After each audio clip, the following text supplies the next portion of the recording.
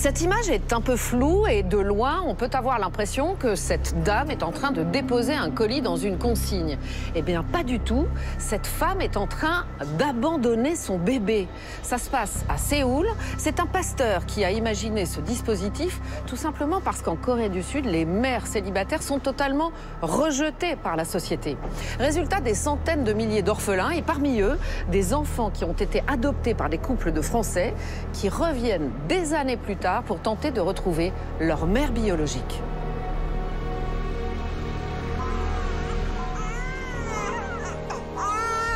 À Séoul, cette pouponnière est unique en Corée. Un refuge pour nouveau-nés abandonnés. En ce moment, ils sont 3. Le dernier est arrivé il y a moins d'une semaine, sans prénom ni papier d'identité. Le bébé est entré au centre de façon surprenante. Sa mère l'a déposé dans cette niche, accessible depuis la rue et maintenue à température constante, la baby box. Quand une maman dépose son nouveau-né dans la boîte, une alarme se déclenche et on peut venir le récupérer au plus vite. Et moi, je sors tout de suite pour retrouver la mère et tenter de la convaincre de nous laisser ses coordonnées. La scène se répéterait tous les 3 jours en moyenne depuis la création du centre. Son directeur, un pasteur évangélique, Lee Jong-rak, aurait recueilli plus de 2000 nourrissons en 15 ans. Que l'Esprit Saint guide toujours ton chemin. Avant de créer la boîte à bébé, j'avais récupéré plusieurs nourrissons abandonnés sur le parking de l'église, devant le parc, à côté d'ici, ou encore dans une cabine téléphonique. Je voulais être sûr de ne jamais trouver un jour un nourrisson mort de froid. Au fil des ans, le pasteur a compilé des dizaines de lettres laissées par les jeunes mères. Beaucoup d'adolescentes qui ont accouché seules, sans leur famille, dans des toilettes publiques parfois. Je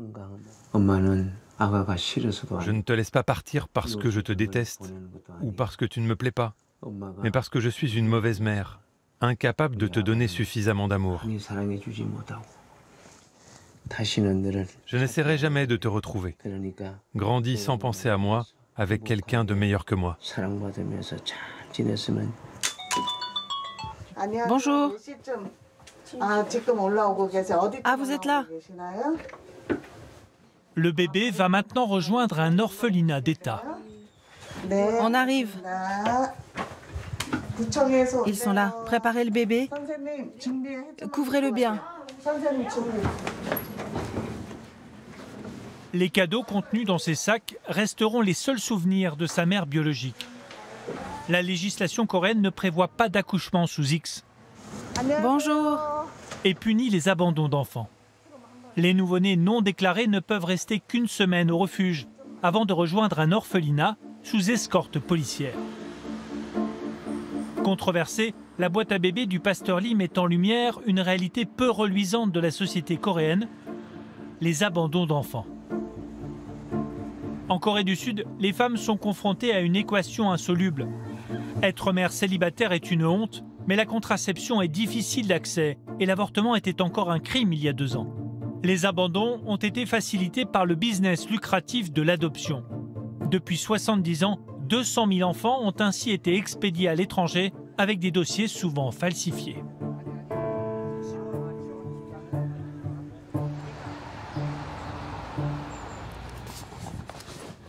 En Gironde, nous avons retrouvé l'une de ces enfants abandonnés.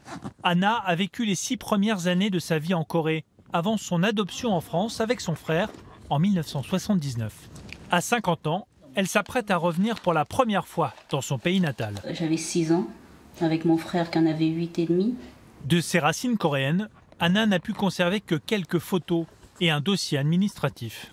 Ces documents ont été fournis à ses parents adoptifs par l'agence Holt International. Holt International est une fondation chrétienne évangélique américaine qui a organisé les premiers départs d'enfants coréens en charter au lendemain de la guerre de Corée, dans les années 50. Harry Holt a commencé par récupérer les enfants métis nés de relations entre les GIs et des femmes coréennes. À l'époque, la Corée du Sud est une dictature. Mon dossier il est vide, il y a marqué parents inconnus. Je ne sais pas si ma date de naissance est bonne, si mon nom est bon. En attendant, mon frère qui avait 8 ans et demi, moi qui en avais 6, on connaissait nos adresses, on connaissait nos noms, notre date de naissance, tout un tas de choses. Donc, qu'est-ce qui s'est passé? Sur le papier, ils sont orphelins. Pourtant, Anna et son frère se souviennent d'un père, mais aussi d'une grande sœur et d'un grand frère. Elle part à leur recherche, à Jeonju. Elle est accueillie par ce professeur coréen de français à la retraite. Il a choisi cette maison typiquement coréenne. Est-ce que tu as habité ce genre de maison? Oui. Ouais. Je me souviens de l'extérieur de la maison avec de la terre sur les murs et de maisons qui étaient vraiment très pauvres. Du moment où elle a perdu la trace de sa famille, il ne lui reste que quelques bribes. Moi, je suppose qu'on s'est perdu avec mon frère. On était juste à la gare. On voulait prendre le train. Et, je m'étais cachée sous un banc. Je ne sais plus pour quelle raison. Un agent de la gare nous a pris et nous a emmenés à l'orphelinat. C'est là-bas, c'est celle-là. Ici. Ah oui. La mémoire se réveille lorsqu'Anna arrive dans la rue de l'orphelinat. Moi, j'avais peur. Je restais près de mon frère. Et après, c'est beaucoup de tristesse. Parce qu'on ne comprenait pas ce qui nous arrivait, quoi. L'orphelinat a fermé depuis longtemps et ses archives ont disparu. Pas de traces non plus d'Anna et de son frère dans les registres de la mairie de Jeonju. Anna a obtenu un rendez-vous au siège de l'agence d'adoption à Séoul. Nous l'accompagnons en caméra discrète. La responsable a trouvé un document inédit dans le dossier du frère d'Anna, Jérôme. C'est un compte-rendu daté du 27 juillet 1978, rédigé par un employé de la Holt. On y lit que les deux enfants n'ont pas de parents et qu'ils ont été élevés par le voisinage. Plus loin, il est écrit le contraire. Ils disent que le père biologique est toujours en vie, mais que leur mère est décédée. Ils ne voulaient pas rentrer chez eux. L'employé de la Holt sous-entend que les enfants ont donné leur consentement.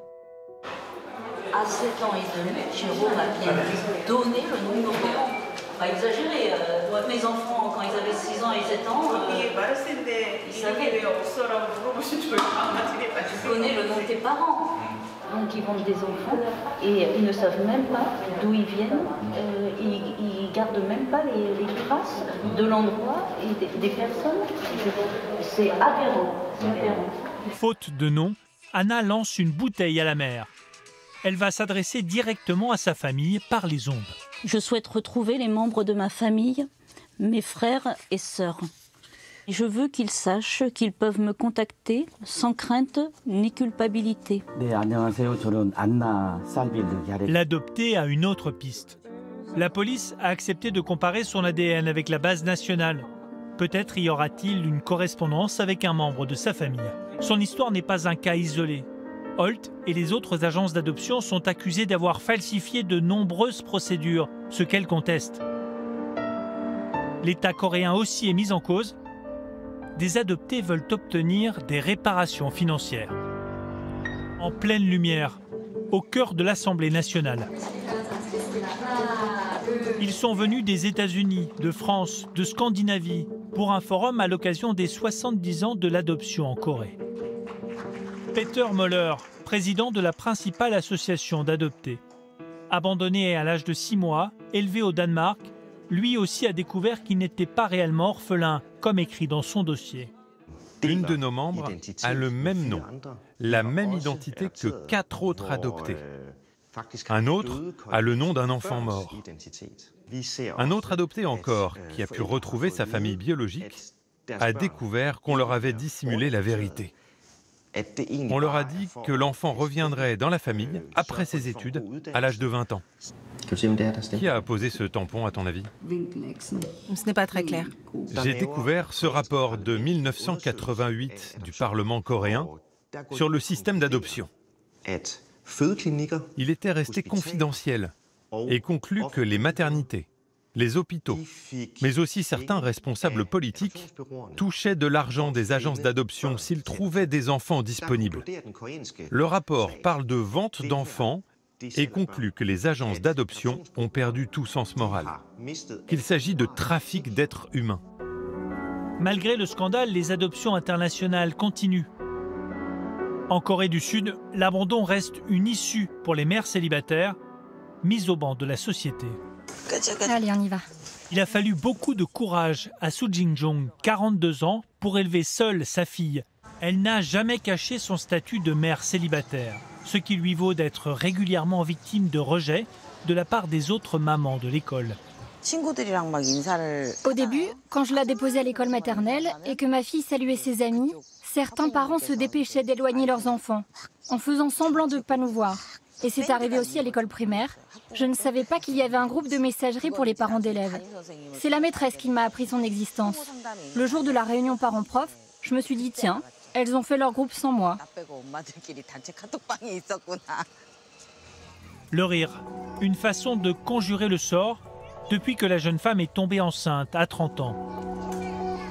Le petit ami d'alors coupe les ponts. Son patron la licencie de son poste de caissière dans une supérette. Sans emploi, sans ressources, Soo-jin dissimule le bébé à ses parents et abandonne sa fille à la fondation Holt 1 mois après sa naissance. Je ne devrais plus pleurer à cause de ça. 3 jours plus tard, elle change d'avis, mais doit payer pour récupérer sa fille auprès de l'agence. Le calvaire continue à la mairie lorsqu'elle se présente pour déclarer l'enfant. Il fallait mettre le nom du père sur le document, mais j'ai laissé la case vide. Et j'ai senti que les employés commençaient à s'agiter. Et pendant 1h30, le responsable m'a sermonné en disant « Vous avez fait un bébé toute seule et vous demandez l'aide de l'État pour cela ?»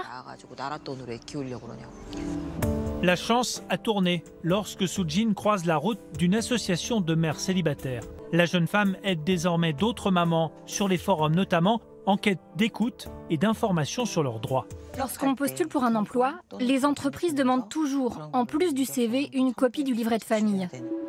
En cause, selon la directrice de l'association, le confucianisme. Le confucianisme professe que pour former une famille et avoir des enfants, il faut nécessairement un homme et une femme. C'est la règle.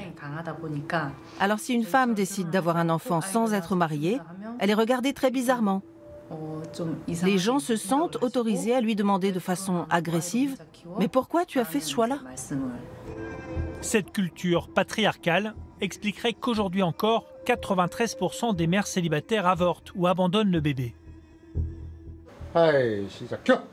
Sur la première chaîne publique, un K-drama, une de ces fameuses séries sud-coréennes, met en scène 2 enfants de la honte.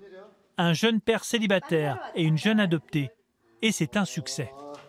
Les mentalités évoluent doucement. Les femmes ne risquent plus la prison en renonçant à une grossesse. Et la courbe des avortements est en hausse. Anna, quant à elle, a reçu les résultats des tests ADN. La police n'a malheureusement trouvé aucun membre de sa famille pour l'instant.